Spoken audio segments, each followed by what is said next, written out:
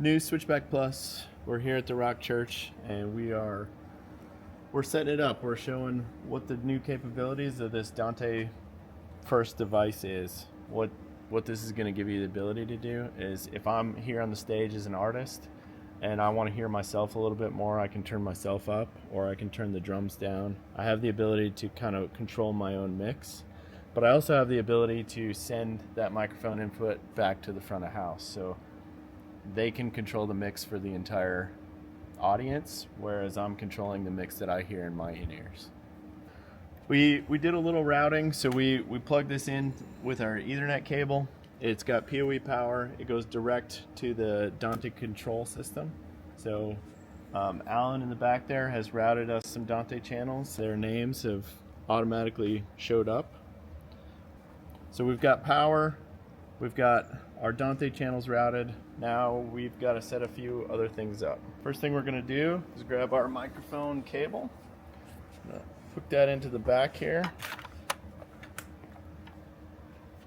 Now the microphone is going into the Switchback Plus, and that is on. There's a line called microphone that is heading back into the Dante network. If you wanted to use this as an intercom, there's also a line going back to the Dante network called Mic Bcast, and when you hit this button, that will unmute the Bcast line.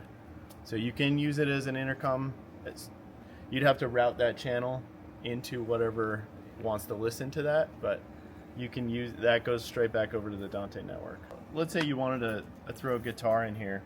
We also have like a high impedance instrument input, so you can just plug that in. Again, we have gain controls for that, so you can adjust the gain, and same thing, it just routes right back to the Dante network. So now that we've plugged this microphone up back into the Dante network, that microphone can be patched right into the front of house system and be heard over the main speakers. And the A to D converter on there is good enough for anything we want to hear here in a church. All right, so I plugged the in-ears in. We do some testing with the microphone. If we need to turn phantom power on, I'm gonna hit the settings here. So we can turn phantom power on here, 48 volts. Right now you can see it's already on. We've got a high pass filter if we want to turn that on.